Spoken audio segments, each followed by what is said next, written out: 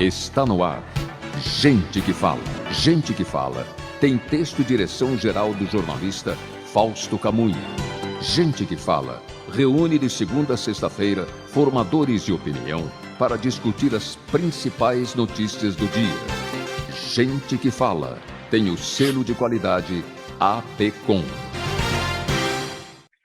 Olá, olá, boa tarde. O programa Gente que Fala está começando. Estamos ao vivo pela AltV, a TV da internet e também pelas redes sociais, Instagram, Facebook, o nosso canal no YouTube, tudo à sua disposição para você acompanhar essa nossa jornada de hoje, sexta-feira, até a 13h. A gente quer você aí curtindo, comentando, compartilhando a transmissão do programa Gente que Fala. Participe também pelo WhatsApp enviando perguntas ao nosso entrevistado de hoje. 973350038 é o número. Eu repito aqui mais uma vez, 973350038.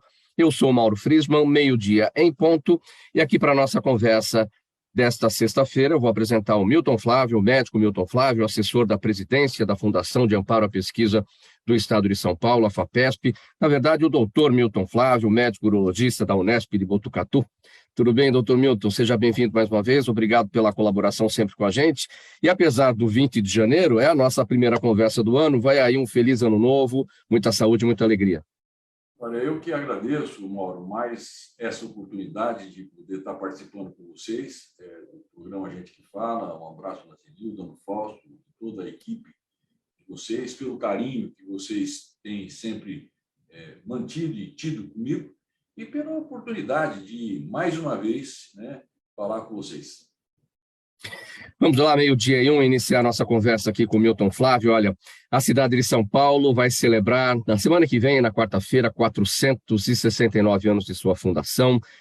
Vários eventos esperados, inaugurações, comemorações, mas também uma cidade cercada de desafios para se manter economicamente forte, ao mesmo tempo sustentável e, claro, acima de tudo, mais humana. Milton, antes da gente falar da cidade de São Paulo, eu queria que você contasse da sua relação com a cidade de São Paulo, quando você veio do interior, saiu de Botucatu, formado ou ainda não formado, enfim, como é que foi a sua chegada aqui? Eu me lembro que você já contou em algumas ocasiões, você falava em medo da cidade grande, né? É verdade, Mauro. Quando eu era estudante, claro que eu conhecia São Paulo, já tinha vindo aqui. Aliás, o meu vestibular, a fase terminal do vestibular, que era o exame prático, tinha recém existia essa situação. Eu fiquei durante um fim de semana aqui, hospedado lá no CRUSP, na cidade universitária. Era a maneira como você fazia. Vim de Ribeirão, onde eu fazia cursinho, mas sempre me amedrontou. Eu, garoto do interior, acostumado com a vida mais tranquila, conhecer todo mundo. Tanto assim que, quando eu tive a oportunidade, já formado, de fazer a minha residência, eu preferi ficar em Botucatu, embora, seguramente, naquela época já, a atração pelo centro de São Paulo, como centro médico, era muito forte, mas o medo que eu tinha da cidade e talvez o conforto que eu sentia em estar na minha casa, na minha faculdade, onde eu havia amadurecido, e tido uma experiência muito importante, foi mais forte. E esse medo se manteve da cidade grande, era uma coisa que me assustava. Acabei vindo para cá quando me elegi deputado e, para minha surpresa, eu adotei a cidade como minha. Hoje, se você me perguntar, Milton, você já estou com 75 anos, sei que pareço muito mais jovem, brincadeira, mas, Milton, agora que você já está com uma certa idade, você não gostaria de voltar para o interior? Não. Hoje, eu respiro São Paulo. Até recentemente, até o dia 13 de novembro, eu dizia que eu era um ser isolado, que eu nunca havia sido assaltado. Fui assaltado, roubaram a minha correntinha na Paulista. Então, hoje eu estou absolutamente integrado com aquele cidadão, mas as vantagens que São Paulo oferece são tão grandes, as oportunidades que ela te apresenta, e eu vou aqui fazer uma confissão, Mauro. Os meus filhos dizem hoje que foi muito importante para eles, nas suas profissões, o fato de eu ter vindo para São Paulo. São Paulo te apresenta oportunidades, te apresenta pessoas, te apresenta situações é uma cidade cosmopolita, né? Eu conto para você, já contei no passado, que eu me lembro que eu estava no Canadá, quando eu era professor da faculdade de medicina, antes de virar deputado, e eu me lembro que eu comprei um equipamento eletrônico na volta, quando eu passava pelos Estados Unidos. E a minha dúvida é o seguinte: será que eu vou ter peça, eu vou ter manutenção? Aí a vendedora me perguntou: de que país o senhor é? Eu falei: sou do Brasil. Ela olhou para mim com uma certa desconfiança, mas perguntou: mas de onde do Brasil? Eu falei: de São Paulo. Claro, então fique tranquilo, né? Não há nada que a gente tenha aqui que São Paulo não tenha também condições de fazer de maneira equivalente. Então, São Paulo é, de fato, né, uma cidade mundial, cosmopolita, né? Tudo que o mundo apresenta, São Paulo apresenta com igual qualidade, e hoje eu amo essa cidade. Me acolheu, e eu carrego ela dentro do meu coração. A maior urgência hoje da cidade de São Paulo, já que você acabou de comentar aí a sua experiência, você agora está no rol dos assaltados, né, com essa história que você viveu na Avenida Paulista. Eu também já fui assaltado na Avenida Brasil, no trânsito. Enfim, a nossa maior urgência é a segurança pública. Não acho, não. Pelo contrário, eu acho que São Paulo é uma cidade, quando você hoje liga a televisão e vê as notícias, a violência é um problema mundial. E eu diria que São Paulo hoje se encontra entre as cidades mais seguras do nosso país, das capitais, pelo menos. Eu tenho medo de ir para o Rio de Janeiro. Só vou quando obrigado, porque de lá eu tenho medo. De São Paulo não tenho, não. Claro que existe aqui uma violência residual, mas a polícia de São Paulo é muito bem preparada, tecnicamente, profissionalmente. Os equipamentos que eles têm hoje são os melhores do mundo. A própria Câmara é agora que filma, né, no próprio uniforme dos policiais. Enfim, eu me sinto seguro. Claro que seguro como me sentiria em qualquer outra cidade, né? Não é uma Toronto, né? Toronto, Canadá. Canadá tem um outro nível. Mas dos países desenvolvidos, o Brasil, eu acho que tem uma situação parecida. Eu já viajei muito para o exterior e já fui assaltado, né? A última vez que eu estava em Portugal, fui assaltado. Eu não, a minha esposa foi assaltada, né? E, circunstancialmente, era um bairro turístico, tinha uma segurança privada, né, que identificou antes que a gente identificasse o roubo, né, porque foi um roubo, tiraram o celular, a carteira dela da bolsa, e nós descobrimos que ela tinha sido roubada alguns segundos depois, porque a pessoa veio devolver. Disse: olha, vocês foram assaltados enquanto vocês olhavam a vitrine, devolveram com tudo dentro, né? Então, isso acontece em qualquer país, né? Eu me sinto seguro em São Paulo, sim. A impressão que a gente tem é porque vem aniversário, vai aniversário, o tempo passa muito rápido, né? Parece que o aniversário de São Paulo foi ontem, já chegou novamente, né? E as urgências, elas, embora a palavra urgência seja uma coisa que ela conota uma coisa que tenha que ser rápida, né? As coisas não acontecem rapidamente na medida em que elas deveriam acontecer, porque a urgência da política, evidentemente, é diferente da nossa urgência, né? Você fica com essa sensação de que o tempo passa e às vezes as coisas não acontecem? É porque não depende só da gente, né? Não depende da prefeitura da cidade, não depende do governo do estado, né? O maior responsável, a maior responsabilidade pela violência urbana, não de São Paulo, mas no mundo, né, é a desigualdade social, né? A falta de emprego, a falta de educação, a falta de oportunidade, né, que gera aí, né, cria um volume muito grande de pessoas desamparadas, descamisadas, né, e que acabam migrando para o crime porque são, inclusive, atraídos, né, pela organização criminosa que os usa, né, para vender suas drogas, para roubar, eventualmente, equipamentos que depois são revendidos, né? Então, eu diria que você não vai resolver o problema da cidade de São Paulo, ou das grandes cidades, das grandes metrópoles do mundo, enquanto você não tiver uma desigualdade menor, em que a justiça social seja efetivamente praticada, né? O meu partido, o PSDB, quando foi criado, tinha essa meta, né, de reduzir as desigualdades, buscar uma justiça social. Claro que nunca você vai ter uma igualdade, né? Porque cada um de nós é um cidadão, é um ser humano diferenciado, mas nós precisamos trabalhar, né, para que o Brasil e as nossas cidades tenham um nível de oportunidade mais próximo e mais semelhante para todos os cidadãos da nossa cidade e do nosso país. A gente sempre teve você aqui nas nossas conversas, Milton Flávio, à frente aí da assessoria da presidência da FAPESP, a Fundação de Amparo à Pesquisa do Estado de São Paulo, que é um órgão, claro, estadual, mas como é que a FAPESP se insere na capital, já que a gente está falando do aniversário da cidade de São Paulo? Olha, Mauro, a FAPESP seguramente, né, um exemplo para o mundo e no mundo, né, respeitado. A FAPESP é uma fundação de fomento à pesquisa respeitada em todo o Brasil, modelo para todos os estados, e atua, diferentemente do que as pessoas pensam, no Brasil como um todo.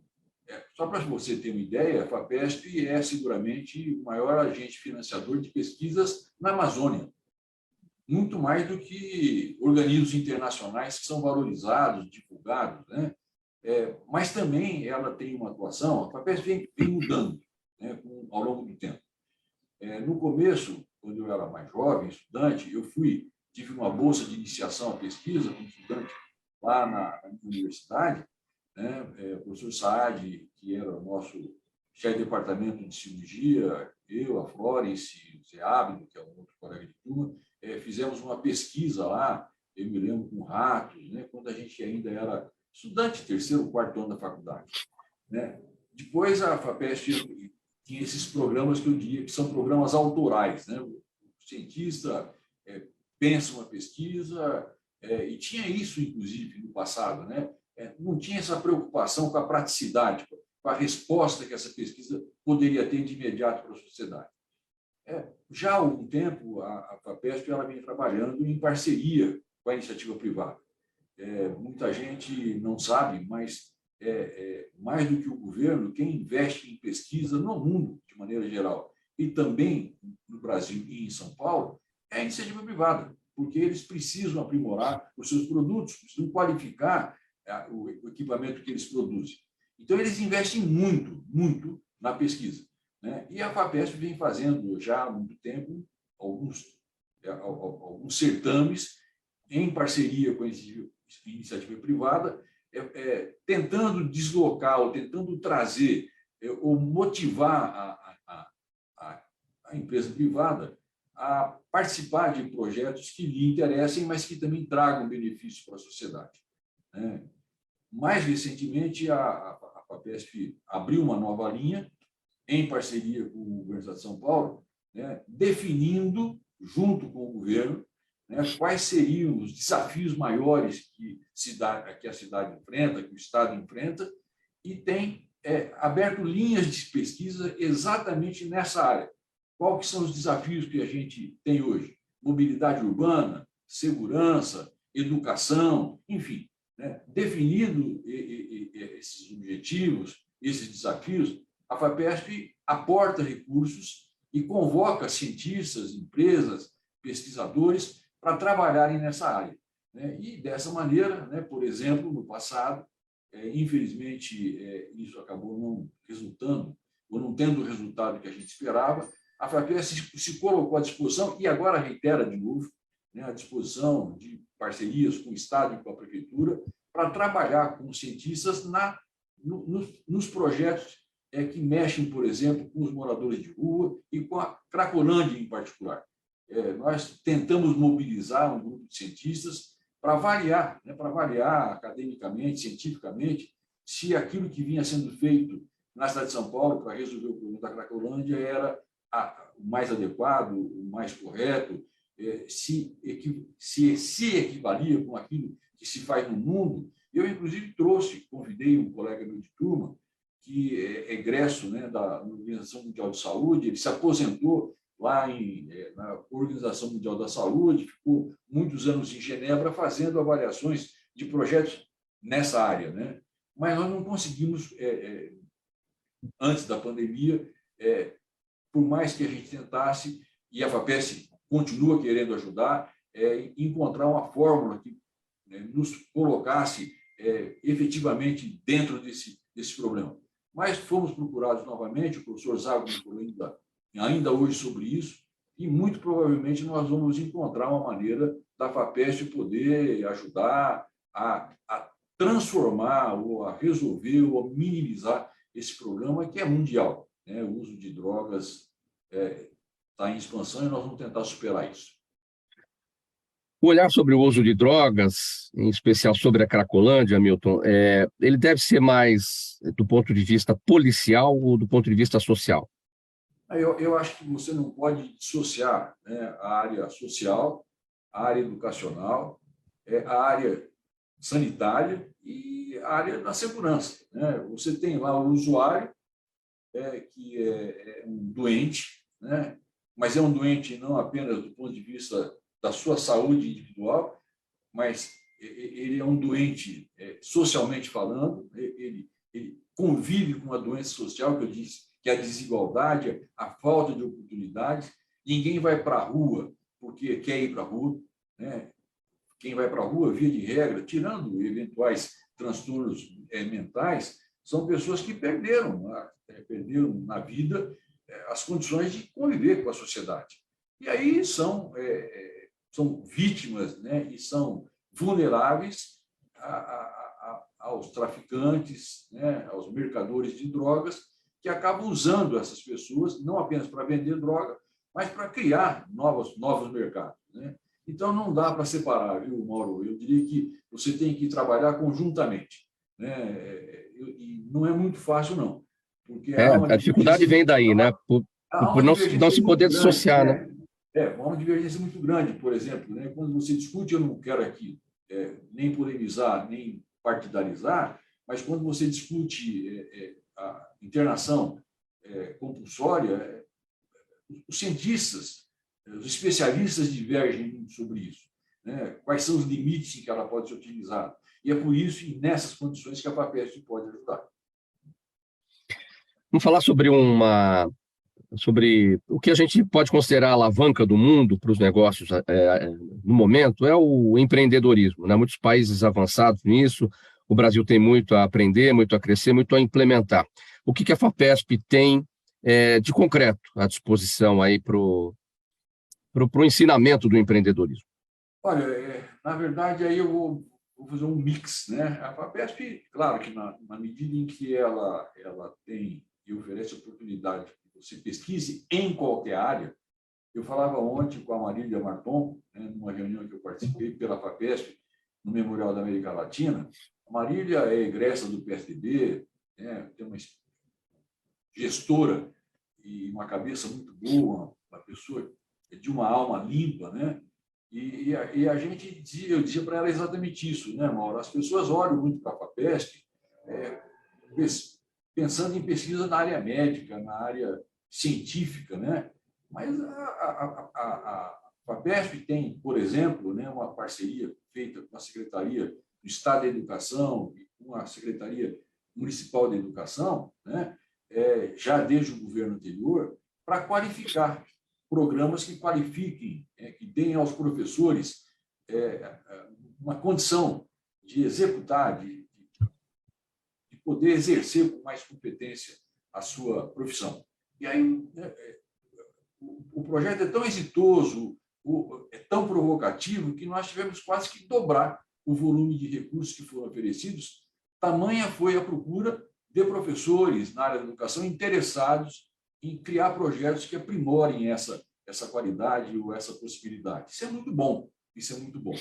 Mas eu acho, Mauro, que, de novo, não é só a FAPESP. Eu comentava com vocês há um tempo atrás, mas eu vou aqui dar um dado muito importante, né? Aqui em São Paulo, a gente vive dizendo que o Brasil é um país desigual, e é verdade, né? São Paulo se diferencia dos demais estados. Mas, mesmo São Paulo, nós sabemos que o estado é muito desigual. Mas tem momentos em que você se surpreende. Nós falávamos de São Paulo. Nós temos 4 distritos de São Paulo, em que o índice de indivíduos na população que tem formação universitária é praticamente zero, é menos de 0,5%. E, por outro lado, você tem bairros como a Vila Mariana, em que mais de 25% da população adulta tem nível superior completo. 50 vezes a diferença. Então, é uma situação que é desafiadora, quer dizer, na cidade de São Paulo, na capital. Então, você precisa encontrar maneiras, fórmulas de oferecer para essa população que vive na mesma cidade de forma tão desigual. Vou agora fazer uma pequena mudança. Em 2014, o governo federal, eu tenho críticas ao projeto, mas através do FIES, oferecia 750 mil bolsas. Era um projeto, um programa que vinha crescendo com o tempo. Chegou a ter 750 mil vagas oferecidas em crescimento. As instituições de ensino superior se prepararam para isso, para esse alunato que chegava, uma ampliação de oportunidade. Universidade para Todos, poderia ser o nome desse programa, inclusive. Bom, o que aconteceu? Nos 2 últimos anos, o FIES oferece só 50 mil vagas. De 750 mil vagas que oferecia, de bolsas, pessoas que não têm condição, se não tiver uma bolsa, de entrar na universidade privada e não conseguem entrar na pública porque já vem mal formado ou formado de maneira não tão competitiva com aqueles que puderem estar em colégios melhores. Mas, veja bem, anualmente você tem 700 mil vagas ou 700 mil pessoas, em tese, que não têm mais essa oportunidade. Então, eu estou trabalhando já há algum tempo, criando aquilo que você falou, oportunidades. Hoje nós temos um portal que está sendo apresentado, discutido com as melhores e maiores cidades do nosso estado no primeiro momento, em que a gente consegue oferecer bolsas via portal, com descontos de até 70% do custo ou da mensalidade face que está registrada no MEC.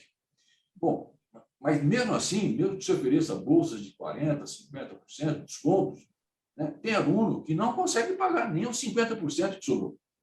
Então, nós criamos uma modalidade que chama aluno empreendedor.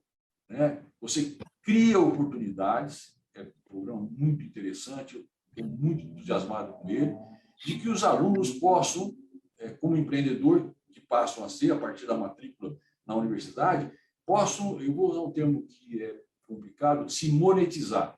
Eles têm uma série de produtos, uma série de situações em que eles podem, como aluno empreendedor, trabalhar e, a partir daí, gerar uma renda específica, criar essa capacidade de empreender e, com isso, pagar a sua faculdade, evitando aí a evasão, a inadimplência. Eu estou muito entusiasmado com isso, porque eu vejo que, através dele, veja bem, é importante, sem necessariamente ter a participação, o ônus, o financiamento do governo. Você cria, você dá ao jovem, estudante, universitário, uma condição de empreendedorismo que lhe permite, através de um serviço que ele faz individualmente, como empreendedor, condições de buscar recursos adicionais para poder pagar a sua faculdade. E, ao mesmo tempo, aprende a empreender. Ele passa a ser um cidadão. Eu estou muito animado com isso e acho que, na minha opinião, nós podemos incluir centenas de milhares de pessoas nessa modalidade, reduzindo essa desigualdade e criando uma mão de obra qualificada. 12h22, programa Gente que Fala no Ar, edição de sexta-feira. Nossa conversa aqui hoje com o Dr. Milton Flávio, urologista. Ele é assessor da presidência da FAPESP, a Fundação de Amparo à Pesquisa do Estado de São Paulo. Milton, a gente falou sobre a Cracolândia, um problema da cidade, uma chaga da cidade de São Paulo, mas tem muitas outras pessoas nas ruas, em outras condições, que não estão associadas às drogas, nem ao álcool, os moradores sem condições mesmo de moradia, porque perderam seus empregos, a pandemia acabou empurrando para a rua, enfim.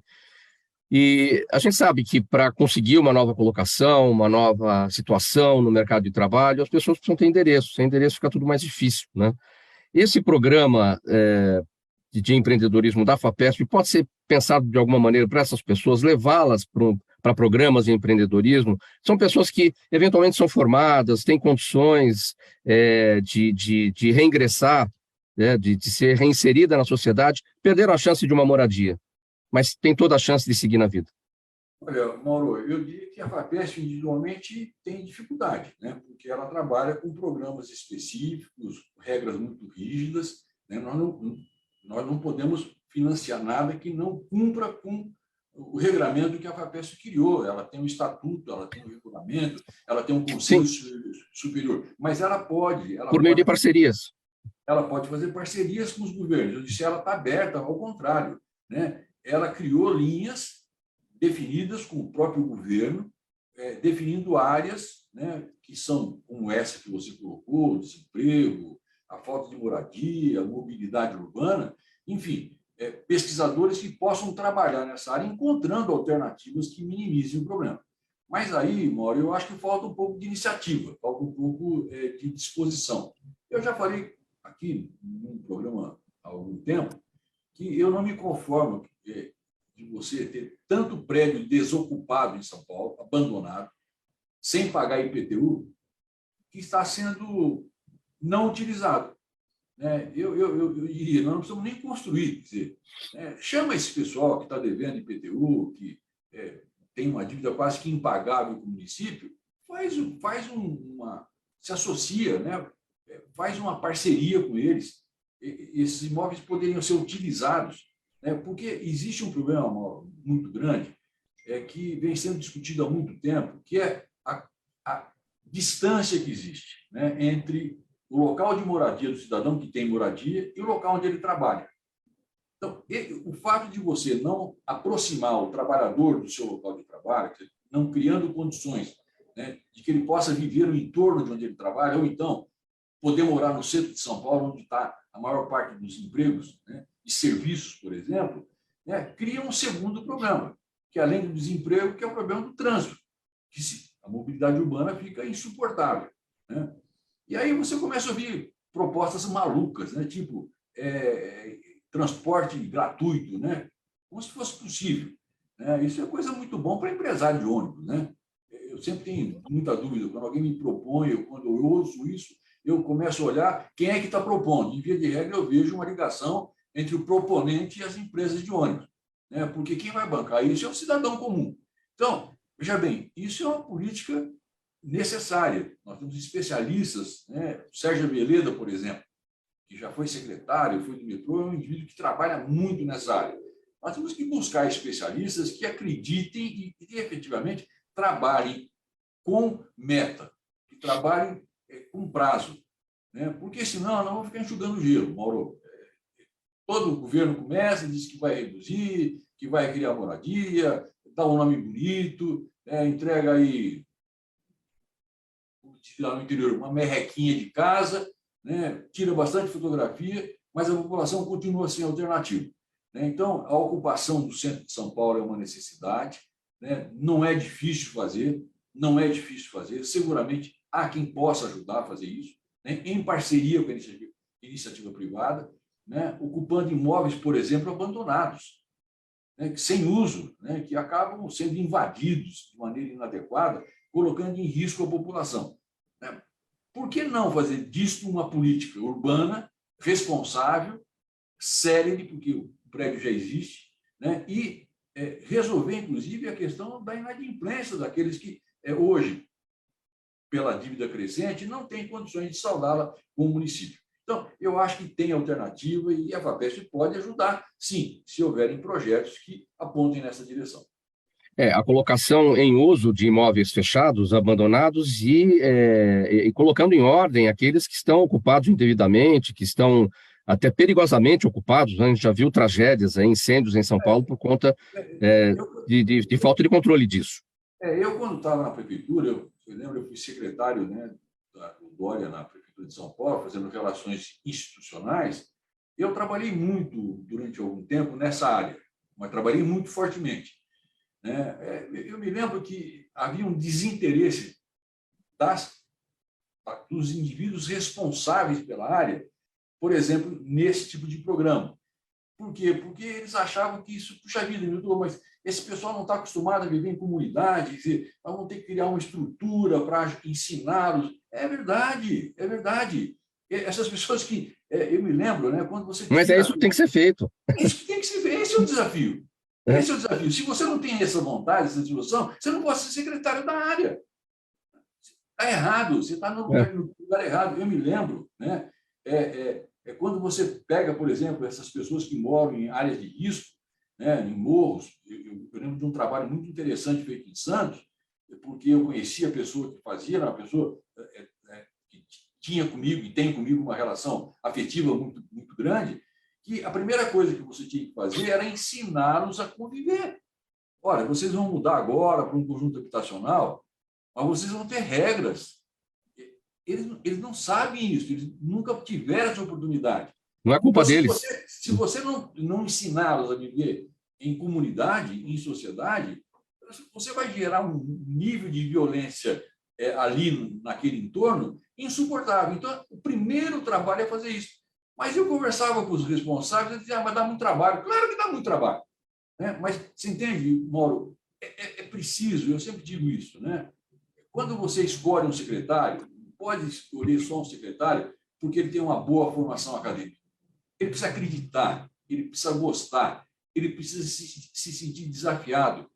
Eu diria assim, uma palavra muito ruim, porque está sendo mal usada, né? Ele precisa ter um mínimo de patriotismo, de ligação com a cidade, com o Estado, né? Com o país. Ele tem que estar motivado, né? Isso tem que ser quase que um desafio de vida para ele. Senão, ele não vai fazer. Ele vai ficar brincando, vai, como eu disse, tirar um montão de fotografia, mas não vai enfrentar e resolver com coragem aquilo que tem que ser feito. Quando você fala dessas propostas que parecem bacanas, por exemplo, o transporte gratuito, isso é uma discussão muito profunda, né? Isso vem justamente dessa situação em que o emprego está no centro e a pessoa foi empurrada lá para a franja da cidade, ela vem de uma distância, né? Que vai gastar muito com transporte, enfim. Então vamos entrar com transporte gratuito. Mas isso é uma outra discussão, porque alguém vai ter que bancar, a prefeitura vai ter que bancar 100% ali daquela... Cada um de nós vai ter que bancar isso. Enfim, se a prefeitura está bancando, somos nós que estamos bancando. Né? No mundo existe isso. Luxemburgo faz, mas olha, Luxemburgo desse tamanhinho, pequenininho, e um país muito rico. Em outras áreas, se não me engano, na Estônia também, se não me engano, a capital também oferece, mas por outras razões. Porque eles querem evitar, por exemplo, né, a mobilidade individual. Então, são países que têm essa condição, estão preocupados com o seu meio ambiente, né, com a emissão de carbono. Então, eles estimulam, eles reduzem, eles até dão gratuidade para que as pessoas não usem seus carros. Mas são situações muito particulares, né? Ou então em cidades muito pequenas aqui no Brasil, né, que o transporte público é muito reduzido, onera muito pouco o orçamento da cidade e você pode oferecer. Mas numa metrópole como São Paulo, né, eu diria, nós temos que trabalhar muito com mobilidade, mas o mais importante é resolver o problema de base, né, que é colocar, né, eu já diria que começa antes, né? Nós precisamos qualificar a mão de obra, né? Nós precisamos dar para essas pessoas que não têm condição de trabalhar uma qualificação que lhes permita a empreender, né? a assumir os empregos que são oferecidos. Né? Porque também não adianta nada você falar, nós vamos melhorar a nossa indústria, nós não temos mão de obra qualificada, nós não temos gente estudando em escolas técnicas, né? Nós não temos oportunidade para essa juventude. Né? E segundo, né? Aproximar, né, o local onde essas pessoas moram. Primeiro, ter um lugar para morar, e que esse local de moradia seja próximo do local onde ele trabalha. 12h33, programa Gente que Fala, edição de sexta-feira. A gente vai fazer uma parada breve agora aqui, um intervalo para a mensagem do nosso apoiador. A gente volta em seguida com o bate-papo aqui com o Milton Flávio, assessor da presidência da FAPESP, a Fundação de Amparo à Pesquisa do Estado de São Paulo. Até já.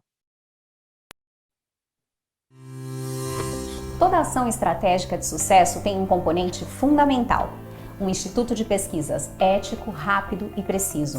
Afinal, é ele que vai fornecer informação confiável, sem achismos ou palpites. E isso, numa época de mudanças rápidas e repentinas, é fator crítico de sucesso. A Orbis é um instituto de pesquisas que une precisão e confiabilidade estatística com a mais alta tecnologia em pesquisas do mercado. Tem inteligência artificial, robótica e Big Data, entre outros recursos, para que você tenha uma informação correta, confiável, com o menor custo e no menor tempo possível. Na sua próxima ação, seja ela corporativa ou política, comece pela Oryx, porque com a informação correta, você vai mais longe, mais rápido e com mais segurança. Faltando 26 minutos para 1h, estamos de volta. Programa Gente que Fala no ar, ao vivo pela UltV, a TV da internet e também pelas redes sociais, Instagram, Facebook, nosso canal no YouTube, tudo à sua disposição para você acompanhar a nossa jornada de hoje. A nossa conversa com o Milton Flávio, doutor Milton Flávio, urologista, ele é assessor da presidência da FAPESP, a Fundação de Amparo à Pesquisa do Estado de São Paulo.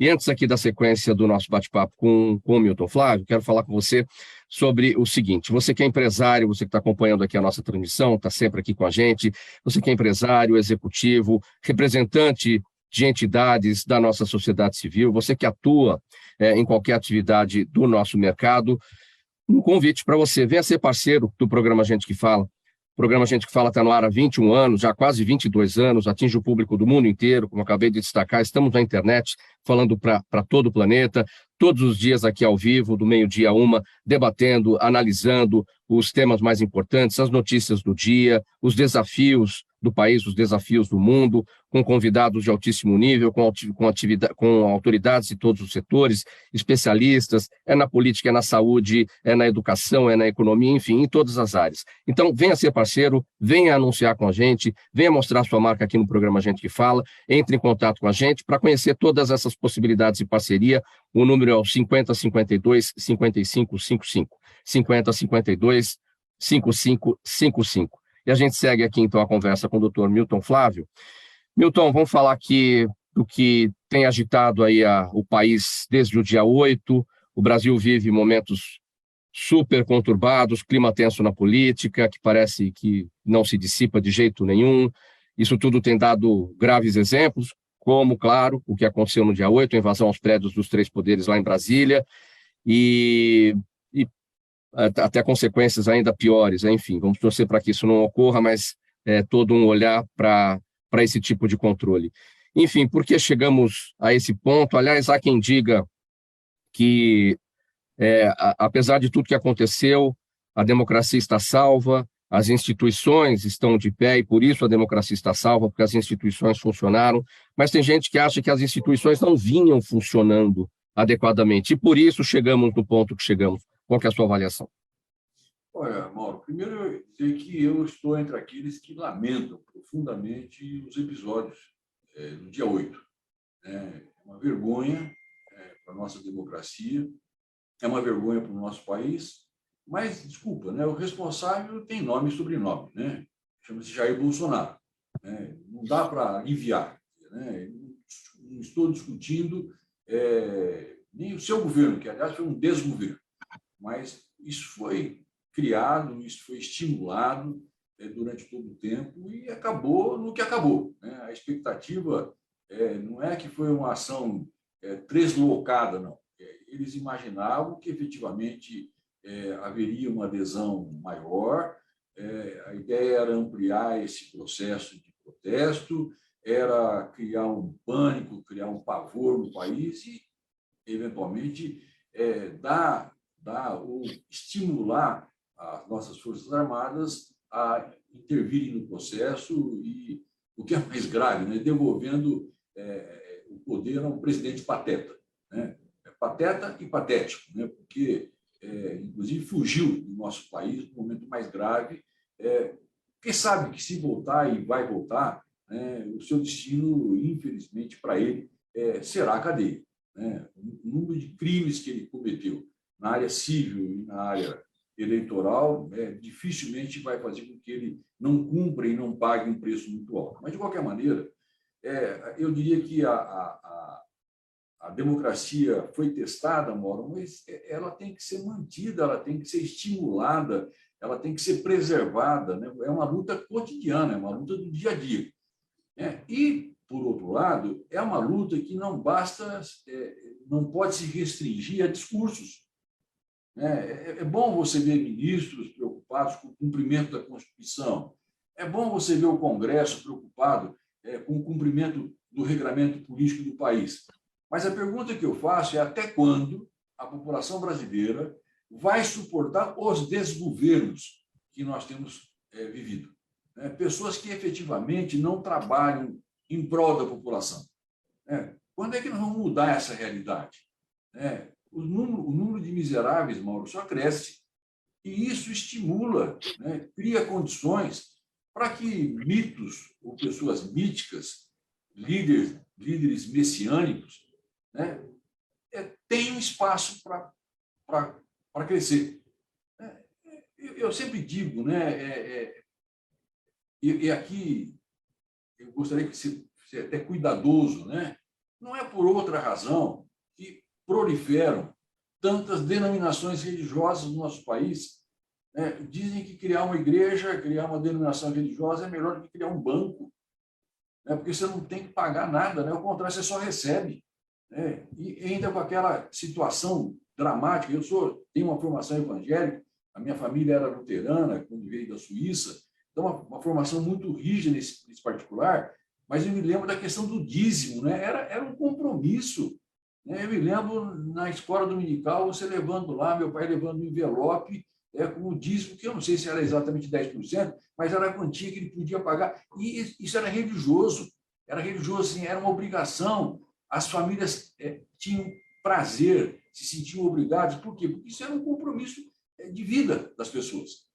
Hoje não, hoje você, com a miséria crescente, você promete para essas pessoas o céu na terra, se eles derem para você o dinheiro que eles têm ou que eles não têm. Né?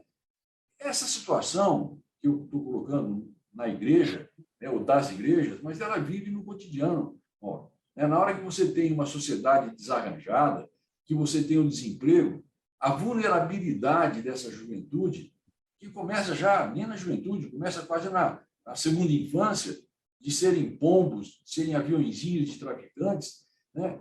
Isso tem que ser enfrentado. E você só pode enfrentar isso se você tiver um governo voltado para isso. Né? Eu nunca fui petista, você sabe, você me acompanhou na Assembleia, né? Mas eu respeito, sempre respeitei o projeto social do PT, porque é muito parecido com o projeto social do PSDB, mas a justiça social ela tem que se tornar uma realidade, uma busca permanente. Nós não podemos... Eu fico muito triste, e aqui eu vou usar um exemplo de um governo tucano, quando no governo João Dória, né, que fez uma gestão extremamente capaz do ponto de vista econômico, com o Mauro Ricardo, dizia que o PIB de São Paulo tinha crescido. E daí? Cresceu em que direção? Qual foi o benefício efetivo que a população paulista, né, teve desse crescimento? Né? O que isso gerou de riqueza para a população? Entesouramento pelo entesouramento, crescimento de PIB só tem sentido, só tem valor se isso for compartilhado e compartilhado de maneira mais justa. Então, eu fico preocupado porque eu acho que o Bolsonaro passou. Né? Não foi um rio, né? Foi um terremoto que passou na nossa vida, mas acabou, espero. Mas outros Bolsonaros poderão voltar, ou poderão aparecer, poderão surgir, se você não resolver o problema social que nós enfrentamos. Então, eu torço muito, né? Eu mudei muito, viu, Mauro? Eu, no passado, era muito mais dogmático, era muito mais partidário, hoje não. Eu acho que essa distinção, né? Eu dizia hoje ainda para você, conversava com o Zago sobre isso, da nossa obrigação. Né? Nós temos a obrigação de colaborar. Eu estava dizendo em relação ao Tarcísio, né? Não é do meu partido, mas me parece, pelo menos, aparentemente, que é uma pessoa séria. Né? Mas era bolsonarista, desculpa. Se ele veio para São Paulo, né? E se ele quiser governar com eficiência, com competência, tiver disposição para recrutar as melhores pessoas para trabalhar com ele, né? E tiver bom programa, por que não ajudar? Será que isso é menos importante do que fortalecer o meu partido? Né? Que, aliás, né, vai mal das pernas, né? Precisa de uma reestruturação muito grande. Mas, então, eu acho que é isso. Nós vamos trabalhar muito, ajudar tanto o governo federal, como o governo estadual, como a nossa prefeitura, a enfrentar os problemas que nós vivemos, porque, senão, nós vamos continuar fomentando e estimulando situações como essa que nós vivemos em Brasília, lamentavelmente. A gente já vai falar do PSDB também, Milton. Você falou sobre a questão social, né? Se essa situação não for tratada, outros líderes popularistas de direita, de ultradireita, podem aparecer. Enfim, há uma relação direta, então, entre problema social e democracia? Com certeza, né? Com certeza. É difícil você manter qualquer sistema não autoritário num país com tanta desigualdade, né? E aí não é só líder de direita, não. Você pode aparecer líder de esquerda também, Sim. com promessas, né, de igualdade social, né, que, na verdade, resultem, mais do que na igualdade, em restrições de liberdade, que é a coisa mais importante que nós temos. Eu acho que assim, a democracia é difícil, ela é dura de ser conquistada, dura de ser mantida, mas é um governo, né, um sistema de governo onde você pode se expressar, né, você tem liberdade para escolher, né, de ir e vir. Quer dizer, então, isso é uma coisa que quem viveu na ditadura, Mauro, eu fui preso, né, por muito pouco tempo, mas eu fui processado pela ditadura, eu vivi com medo durante muito tempo, traumatizado, jovem, né, assustado. Isso é impensável, né? Eu vi esses dias um texto de alguém dizendo, né, para as pessoas que foram presas, né, agora estão lá na Papuda, depois do dia 8 de janeiro, que ainda bem que eles foram presos numa democracia. Eles não correm o risco que sofreram aqueles que enfrentaram a ditadura de serem assassinados, serem torturados, né? Hoje não, vocês vão ser presos, nós também fomos. Mas, meu Deus do céu, o grande medo da minha família é que a gente não voltasse, né? Que a gente desaparecesse, né? Então, a democracia tem um preço alto que você tem que pagar para mantê-la, né? Mas eu acho que nós precisamos começar a trabalhar com um pouco mais de responsabilidade, né? O Lula tem feito promessas, eu confio muito na presença do Geraldo. O Geraldo é um administrador competente, preparado, testado, sério, extremamente honesto. Você bota a mão no fogo pelo Geraldo? Pelo Geraldo eu boto. Tenho certeza absoluta que ele é incapaz de pegar R$1 que não seja dele. Por quê? Porque eu vivi com ele, trabalhei com ele, sei da sua índole, sei do seu caráter, sei da sua religiosidade, né? Então, mas, veja bem, é insuficiente. Um homem sozinho não muda esse país. Então, nós temos que trabalhar muito, Mauro, acreditar e colaborar para que a gente supere essas desigualdades e crie um mundo, né? Ou crie um país que seja mais adequado, né? Mais solidário, né? Que as pessoas tenham oportunidade, que a juventude tenha esperança, né? E, sobretudo, como eu sou neto de carpinteiro, né? Cheguei à universidade, né? Virei político. É essa oportunidade que eu tive que eu gostaria que todos os brasileiros pudessem ter também. Milton, olha, o PSDB foi o partido que mais perdeu espaço nas eleições de 2022. Merecidamente. A sigla, sim. A sigla abriu mão de lançar candidato ao Planalto para focar a sua energia nos estados e também no Congresso Nacional. Fracassou em ambos, né, Milton? Teve o menor número de eleitos desde 1990. Na política se diz o seguinte, que não existe espaço vazio na política. Se aparecer espaço vazio, vem alguém e ocupa. Quem polarizava com o PT, a gente se acostumou com isso, era o PSDB. A gente tinha a esquerda e a gente tinha o centro democrático ocupado pelo PSDB, com a sua particularidade em relação à economia, neoliberalismo, privatizações, que era a grande divergência entre a esquerda e a direita. Muitas vezes o PSDB era visto como direita por conta do seu olhar para o neoliberalismo. Enfim, o que aconteceu? Veio a direita e o PSDB veio... hoje tem gente que diz o PSDB é o PT, foi tanto para a direita o país que parece que o PSDB virou o PT, e não é isso. O PSDB tem um lugar dele, continua com as suas propostas e deve fazer a sua oposição no governo federal. Enfim, mas o que foi que aconteceu com o PSDB? Perdeu espaço e veio alguém e ocupou, o Bolsonaro ocupou esse espaço. O que você avalia? Eu acho que não. Eu acho que o PSDB tem responsabilidade, né, no que aconteceu. O PSDB, com a morte do Mário Covas, do Franco Montoro, pelo envelhecimento de outras lideranças que perderam a sua capacidade, né, de atuar, né, foi abrindo espaços. E eu me lembro, Mauro, eu já escrevi sobre isso, inclusive. Eu me lembro no primeiro ano, no meu primeiro mandato, em 95, como líder da bancada, eu fazia parte da executiva estadual. E eu me lembro da discussão que nós tivemos na executiva estadual do partido para acolher, para receber, né, no nosso partido, o Godinho e o Aloísio. E tinham histórias muito respeitáveis, mas tinham ficado no PMDB, né, tinham ficado apoiando o Quércia, apoiando o Fleury, e isso era assim, uma situação ideológica que criava dificuldades.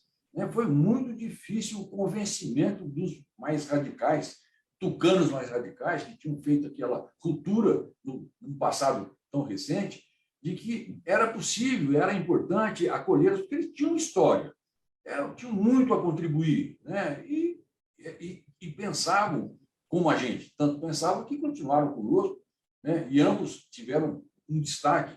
O Goldman chegou a ser governador do estado, né? Bom, a partir de um certo momento, né, isso virou uma forma de troca. Ao invés de você discutir política, de você, como a gente fez na Assembleia, você acompanhou quantos debates. Esse dia eu me encontrei com o Janazzi, falou: Milton, que saudade eu tenho do tempo que você estava lá e que a gente discutia ideologia, a gente discutia política.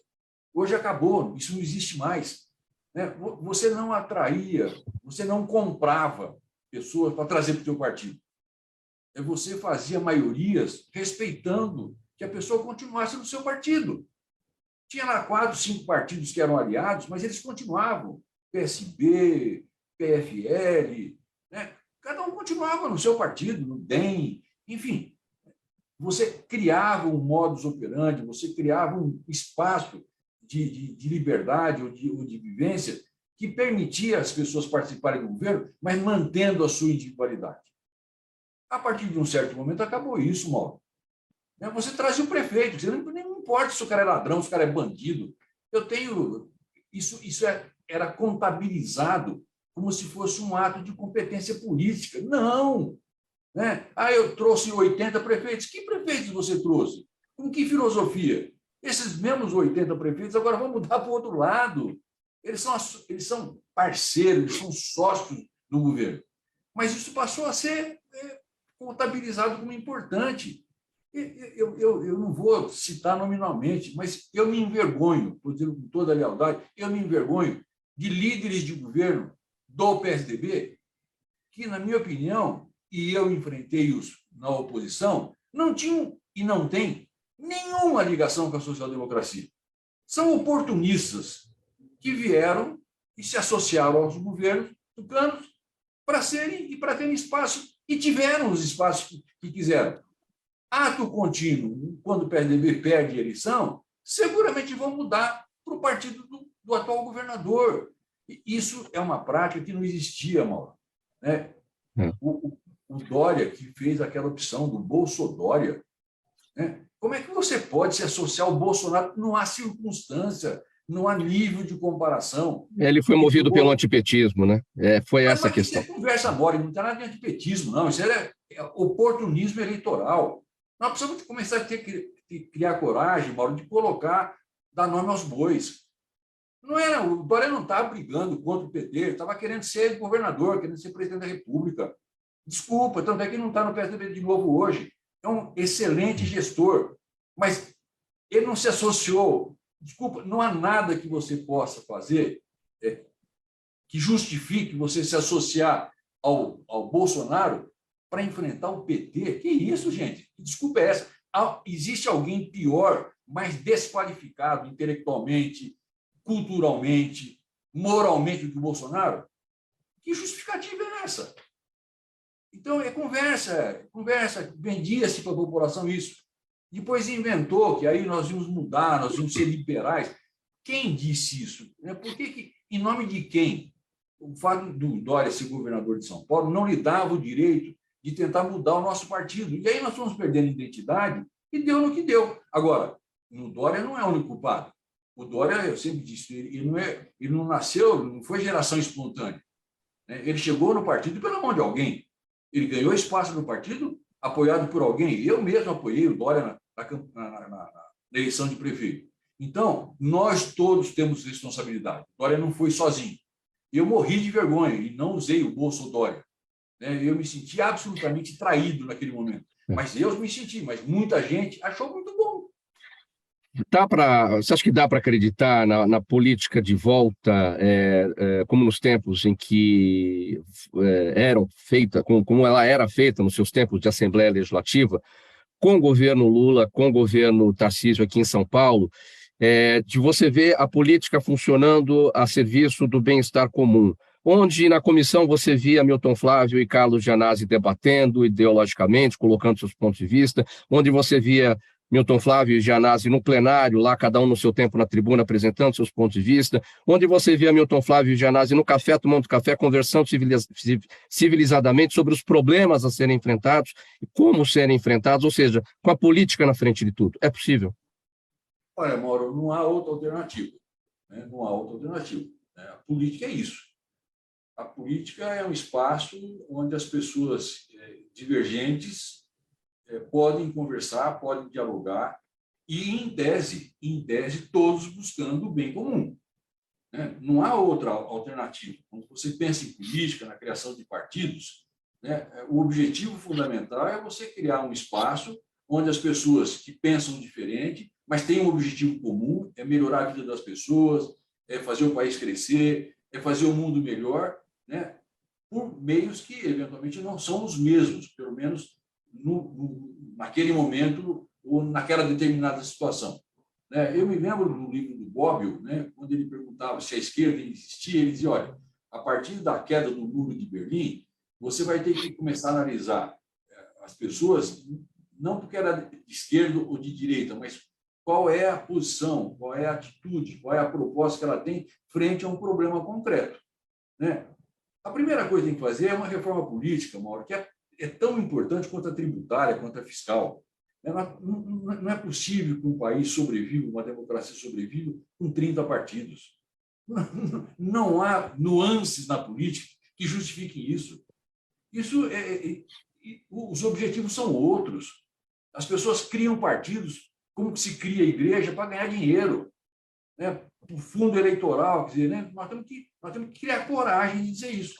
E eu espero muito fortemente, né, que o PSDB, nesse momento, tenha condições. Nós temos 3 governos, 3 governadores, Pernambuco, Rio Grande do Sul e o Mato Grosso. Né? Então, eu acho que nós temos espaço para trabalhar.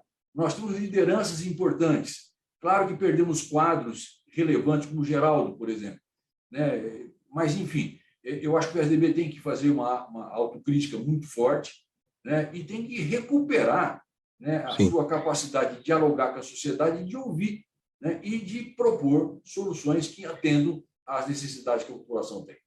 Milton Flávio, nós temos 3 minutos apenas, eu tenho 4 perguntas aqui da audiência, então eu vou te pedir brevidade para a gente conseguir responder a todas elas. O Jaime do Jardim Bonfilholi. Jaime, mais uma vez, obrigado aqui pela participação. Sua avaliação, ele pergunta sobre o atual nível da saúde pública brasileira. Olha, é surpreendentemente bom os poucos investimentos que nós tivemos. Né? Precisamos melhorar a tabela do SUS, mas se não tivéssemos o SUS, a pandemia da Covid teria matado muito mais brasileiros. Você falou em Covid, então eu vou para a pergunta aqui da Juliana Rocha no YouTube. Quanto à situação atual da Covid na China, com muitos mortos e pouca informação, isso preocupa o mundo inteiro? É a pergunta dela.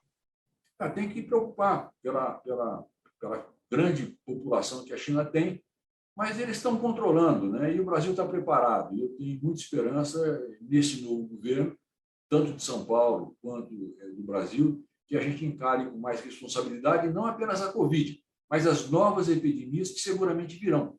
Né? Isso é uma questão cíclica e é esperar a próxima que vem. Nós aprendemos muito com a Covid, como reagir, como enfrentar e como superar. Eu espero que a lição tenha sido aprendida e possa ser exemplar para outros momentos. Outra pergunta sobre saúde, essa vem da Daniela Neves no Instagram. Em que medida a saída dos médicos cubanos, efetivada no governo Bolsonaro, impactou no atendimento aos mais carentes, Milton? Desculpe, eu não ouvi.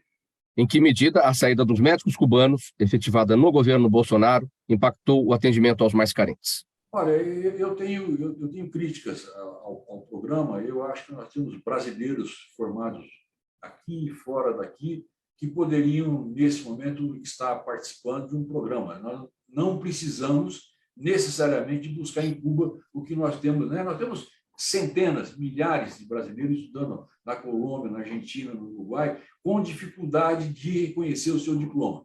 E nós reconhecemos o diploma dos cubanos sem nenhuma outra preocupação. Então, eu acho que é mais fácil você enfrentar esse problema e atrair esses brasileiros de volta para trabalharem no nosso país. E a última pergunta aqui do Rodrigo Monteiro, bem breve também, você já falou bastante, especialmente em relação à perda de quadro que isso significa, ele está no Facebook, Rodrigo Monteiro, sua opinião de como será a atuação de Geraldo Alckmin como vice-presidente da República. Geraldo Alckmin foi tucano, foi para o PSDB, né? Foi para o PSB, desculpe.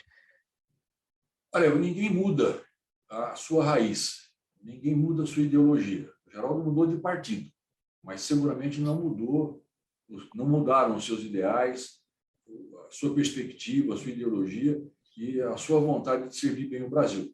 Eu acredito muito que o Geraldo será fundamental, será relevante e dará e ajudará o Lula a fazer o governo que o Brasil precisa. Milton Flávio, sua despedida. Eu queria mais uma vez agradecer, Mauro, a oportunidade. Queria mandar um abraço para o meu filho, Milton Flávio, Flavinho, que hoje faz mais um aniversário, dia 20 de janeiro. Estou longe dele, mas estou perto no coração. E, de verdade, agradecer essa oportunidade de estar falando com você e estar discutindo aquilo que tem sido a razão da minha vida há muitos anos, que é a luta para construir um país que a gente tem orgulho de morar, mas não apenas nós. Todos os brasileiros possam ter orgulho de morar nesse país. Muito obrigado, Milton Flávio, pela sua presença, pela sua colaboração sempre com a gente aqui nas edições do programa Gente que Fala. Um abraço para o filho, Milton Flávio, Flavinho, que já esteve aqui também com a gente em conversas muito importantes. E vamos encerrar aqui a nossa conversa.